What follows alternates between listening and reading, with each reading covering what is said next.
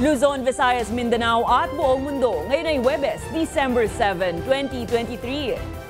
Ako si Barbie Mulak at ito ang Balitang A to Z.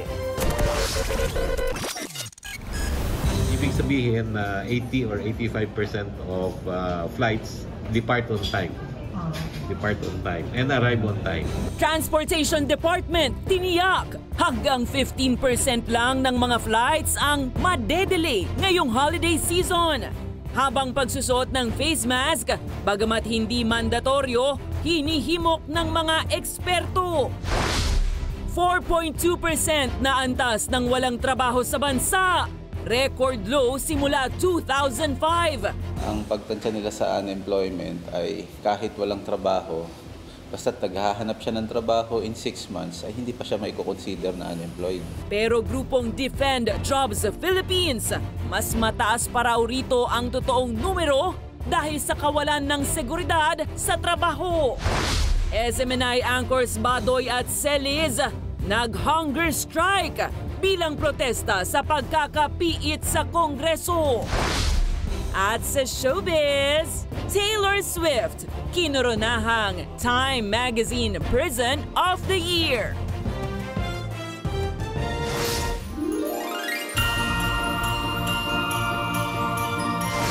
Magandang gabi, pambungad sa ating newscast. Tiniyak ng Transportation Department na hanggang 15% lang ang mga flights na madedelay ang departure at arrival sa NAIA ngayong holiday season. Samantala, hinihimok naman ng ahensya ang publiko na magsuot pa rin ng face mask kahit pa hindi na ito mandatory ngayong tapos na ang pandemya. May balitang A to Z si Ace Cruz.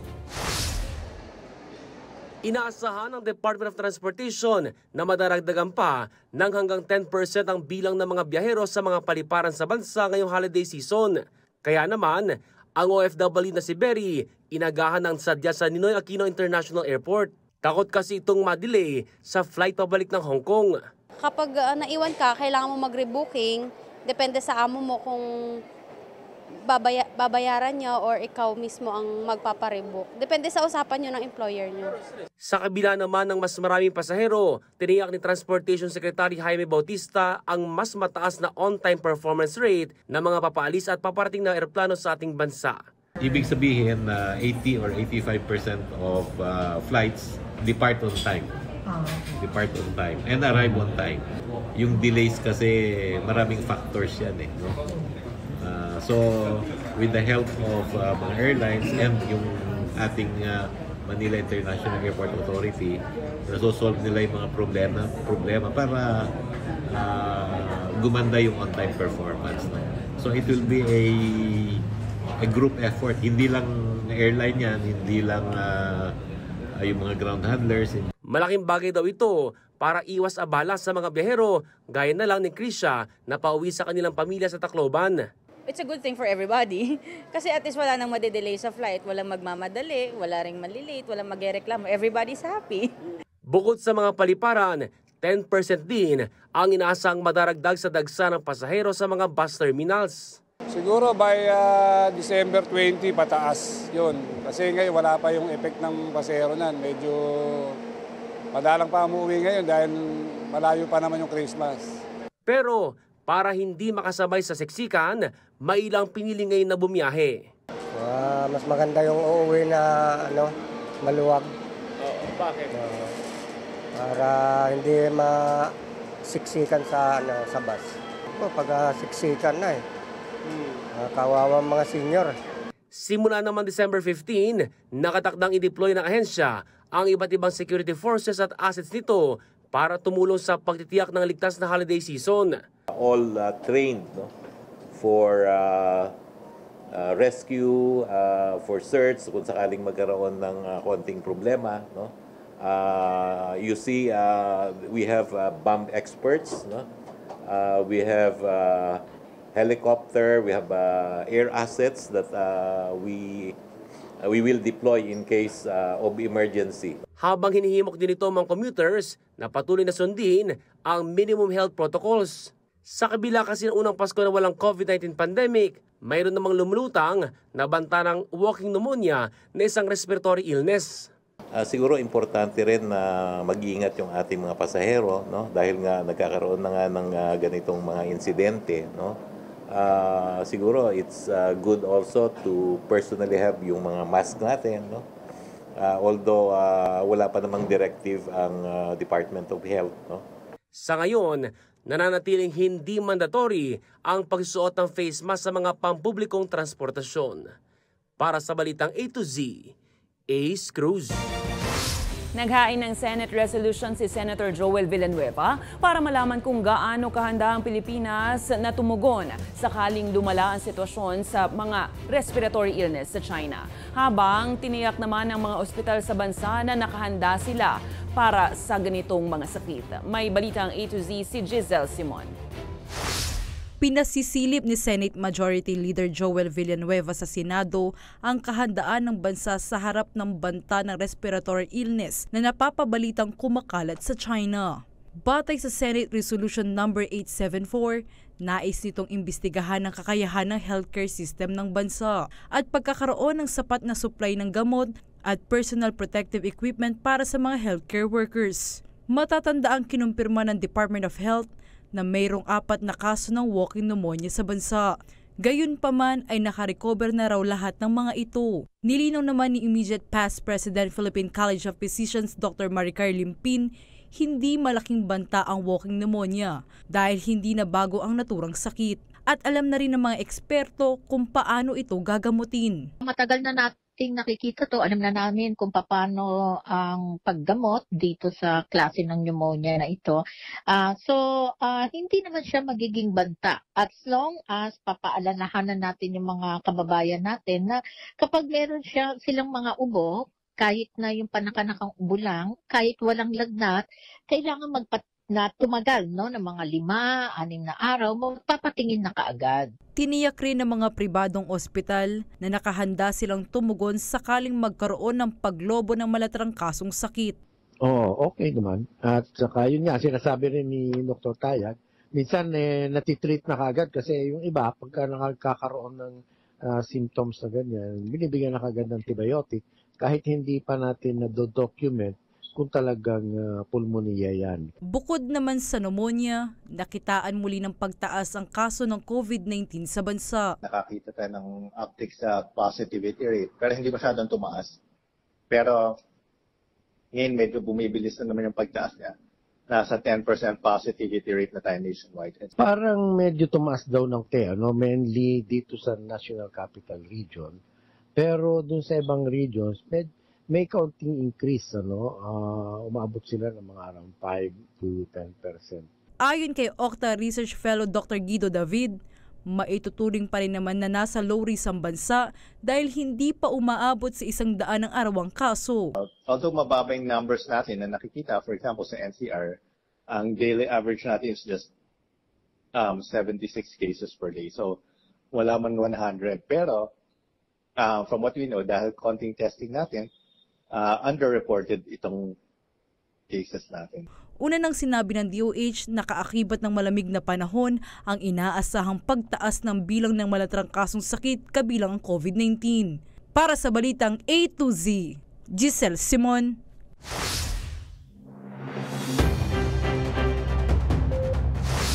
Bumagsak sa record low sa huling 17 taon ang antas ng mga walang trabaho sa bansa.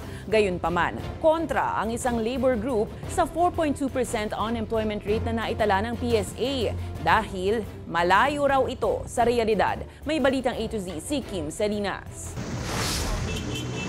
Magandang balita dahil kakaunti na lang ang bilang ng mga Pinoy na walang trabaho sa bansa.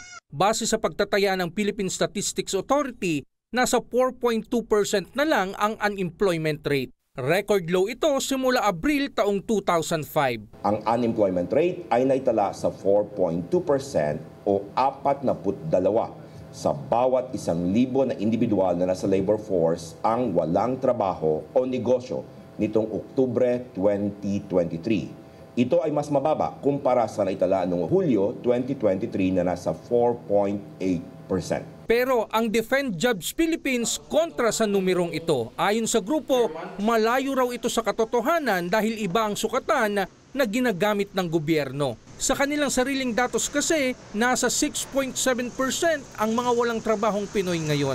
Ang pagtansya kasi ng gobyerno, kapag ang isang manggagawa ay may trabaho for 6 months, yung datos na yon ay parang for the whole year na eh.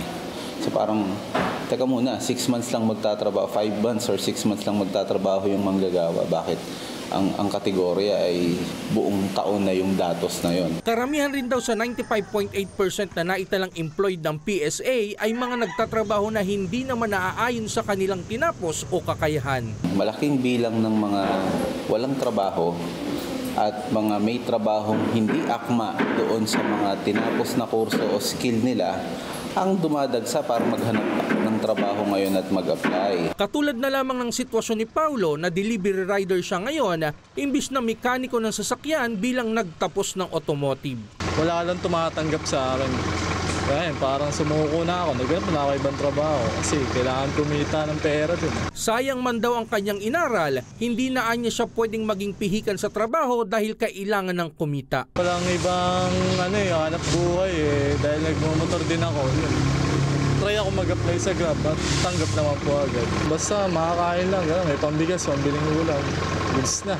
Kaakibat ng mababang unemployment rate ang mataas namang bilang ng may trabaho na nasa 95.8% o katumbas ng 47.8 milyon na Pinoy. Pero bagamat sinyalis ito ng lumalakas na ekonomiya, liyamento ni DepEd Job Director Banjo Cordero, hindi naman daw ito nararamdaman ng manggagawang Pilipino. Lumalakas ang ekonomiya pero nananatiling malayo yung pagitan ng mahirap na papahirap at nung mayayamang kapitalistang papayaman. So hindi sila nakikinabang dun sa paglakas ng ekonomiya. Para sa Balitang A to Z, Kim Salinas. Naghain ng Makabayan Block ng House Resolution 1506 upang ipabasura sa Land Transportation Franchising and Regulatory Board ang nalalapit na deadline sa consolidation ng mga traditional jeepney. Ayon kay Gabriela Party List Representative Arlene Brosas, hindi magiging maganda ang epekto nito dahil posibleng mawalan na ng hanap buhay ang mga tsuper at operator. Imbis na bumili ng modern jeepney, hinihikayat ni Brosas ang gobyerno na maglaan na lang ng pondo upang matulungan ng mga ito na palitan ng mga makina ng kanilang mga sasakyan para naman makasunod sa PUV Modernization Program. Nais lamang ng Gabriela na matiyak na hindi dehado at mananatiling malaya ang mga jeepney driver sa franchise consolidation. Matatandaang nagbabala ang LTFRB sa mga tsuper ng jeepney na kung hindi pa rin isasali ang kanilang prangkisa sa Transport Cooperative ay maituturing na silang kolorum simula January 1, 2024. Malinaw po yung pahayag ng ating mga jeepney drivers, mafe-phase out sila sa pamamagitan nito sa pilitan silang mawawalan ng kabuhayan, pagwasak ito sa kanilang kabuhayan dahil hindi na sila papayagan na manatili sa kanilang mga ruta at magkakaproblema po yung mga, lalo na yung mga maliliit, tsaka yung mga inaapi na sektor ng driver sa ating lipunan. Nanatiling mataas ang presyo ng bigas at itlog sa mga pamilihan ayon sa Department of Agriculture. Paliwanag ni National Food Authority Chief Roderico Bioco, hindi bumaba ang presyo ng bigas dahil sa naging kakulangan ng produksyon noong 2021 at 2022. Habang sinabi naman ni Philippine Egg Board Association President Francis Uyjera na bird flu ang pangunahing dahilan ng pagtaas ng presyo ng itlog at ng manok.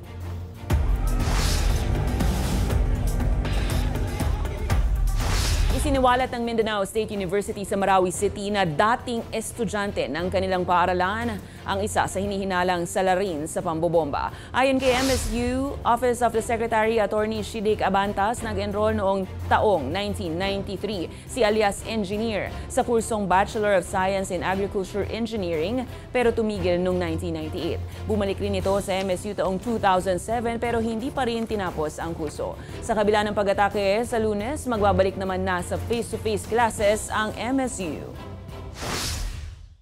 We were able to verify that today kasi we are cooperating with the investigation. So we ran through our database and then nahanap po namin yung pangalan niya. So we are we are confirming na former student po namin siya. Yung mga faculty namin ngayon, may mga nakapagsabi na mga batchmates sila. Kasi 1993 ito matagal na. So, they weren't expecting na ganito ang mangyari sa kanya. I mean, he's just a regular college student, according to them. Iniimbestigahan na ng Philippine National Police ang kumakalat na email na naglalaman umano ng bomb threat. Kasunod yan ng pambobomba sa Mindanao State University sa Marawi City. Sinabi ni PNP spokesperson Colonel Jean Fajardo na base sa investigasyon ng Anti-Cybercrime Group, galing sa labas ng bansa ang umiikot na email. Pinaigting naman ng PNP ang presensya sa matataong lugar, lalo't nalalapit na rin ang Kapaskuhan. Suspendido na rin ang leave ng mga pulis pagpatak ng December 15 para masigurong sapat ang bilang ng mga ipakakalat na personel. Nakikiusap po tayo sa ating mga kababayan na mag-ingat po tayo doon sa mga tinatanggap po natin na mga email. Dahil itong mga bomb threat po na ito ay kinors through the email, susustain po natin yung ating maximum police presence diyan po sa mga places of worship, diyan po sa mga transportation hubs and terminals po natin, sa mga major thoroughfares at doon sa mga other areas of convergence kung saan inaasahan nga po natin yung influx ng ating mga kababayan. Ipinagkibit-balikat ng National Democratic Front of the Philippines ang pagtutol ni Vice President Sara Duterte sa pagbubukas muli ng peace talks sa pagitan nito at ng pamahalaan. Ayon sa grupo, ang mahalaga, suportado ng Pangulo ang negosasyon. Naghayag na rin ng suporta dito ang Armed Forces of the Philippines. Nakikiusap po tayo. Ang importante sa amin, this was initiated by General Bautista and supported by Secretary Galvez with the approval of President Marcos. So, yung ibang mga opinions, kanya-kanya na yan Para sa amin, we will do the best to make the talks succeed. Susunod sa ibayong balita, Pinoy entrepreneur na pabilang sa Forbes 30 Under 30. At sa ating A to Z Sports, the King LeBron James binatikos ang kasalukuyang batas sa US tungkol sa pagmamay-ari ng baril. Abangan ang kumpletong ulat sa pagbabalik ng balitang A to Z.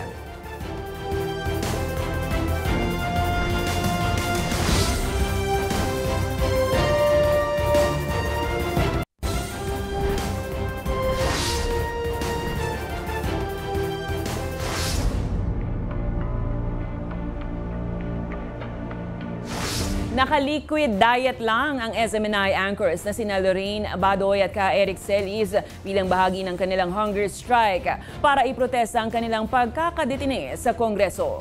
Sa kabila naman ng hunger strike, tiniyak ng Kamara na nasa ilalim sila ng medical supervision. December 5 nang i-cite in contempt si Eric dahil sa pagtangging pangalanan ng source sa binalita nitong umano'y 1.8 billion peso na ginasta ng Office of the House Speaker para sa biyahe abroad. Habang ikinulong naman si dating Undersecretary Badoy dahil sa pabago-bagong salaysay at hindi magandang asta sa pagdinig. Nakabinbin pa ang committee report ng dalawa sa Kongreso at dahil sa nalalapit na holiday break ng Kamara ay posibleng magpasko na sila sa detention.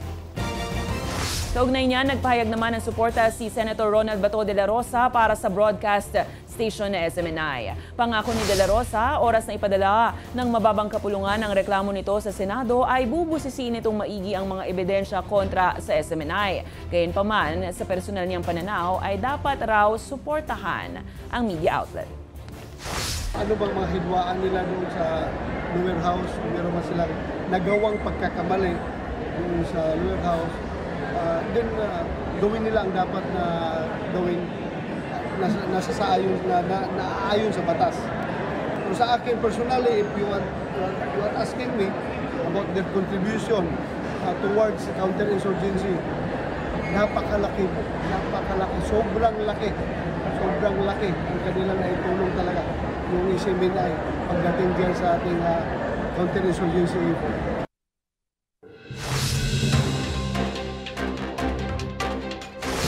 Nagdulot ng bomb scare ang abandonadong kahon sa Ayala Bridge sa Ermita, Manila kaninang tanghali. Nang buklatin ito ng mga otoridad, gamit na damit at patay na aso pala ang laman ng kahon. Samantala, patay ang Piloto ng bumulusok na Piper plane sa Isabela Province pero posibleng nakaligtas naman ang nag-iisang pasahero nito. Hindi na nakita sa paligid ang pasahero pero may indikasyong ligtas dahil sa nakitang pansamantalang silungan malapit sa wreckage.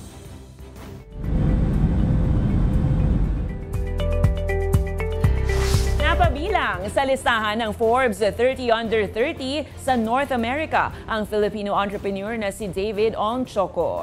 Siya ang co-founder ng Comma Capital, isang pre-seed at seed stage venture capital fund na namumuhunan sa mga operator na maging founder. Siya rin ang founder ng Youth Hack, isang international organization na tumutulong naman sa paghubog sa mga student entrepreneur. Congrats! Binatiko sa tinawag na ridiculous ni NBA King LeBron James ang kasalukuyang batas sa Amerika patungkol sa pagmamay-ari ng baril. Kasunod yan ng panibagong shooting incident sa Las Vegas, Nevada nitong Miyerkules na pumitil sa buhay ng 3 habang isang namang matinding nasugatan. Ayon sa basketball icon, ikinadismaya nito ang hindi namang binabagong batas sa pagmamay-ari ng baril na siyang patuloy na kumikitil sa buhay ng mga inosenteng nilalang sa mga eskwelahan, shopping mall at maging sa movie theaters. Matatandaan, noong pang 2018 ay ipinaglalaban na ni LeBron ang debate sa US gun control matapos ang bar shooting incident sa Oaks, California na nag-iwan naman ng 1 dosenang patay. Sa aming pagbabalik, American singer-songwriter Taylor Swift, kinoronahang Time Magazine Person of the Year. Manatiling nakatutok, kayo ay nanonood ng Balitang A to Z.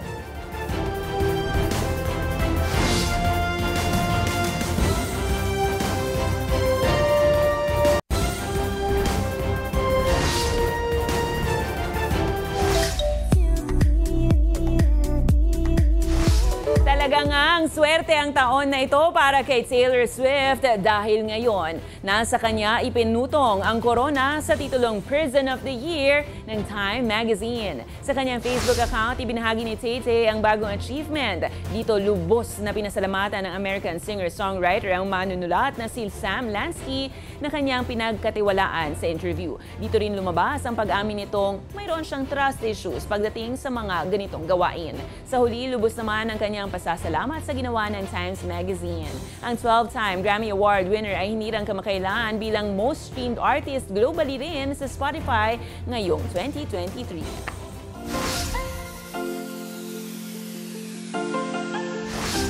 Ika nga sa kanta, he's making a list, he's checking it twice. Gonna find out who's naughty and nice. Pero, yun nga lang, sa dami ng kailangang bigyan ng regalo ni Santa Claus, hindi ba siya napapagod?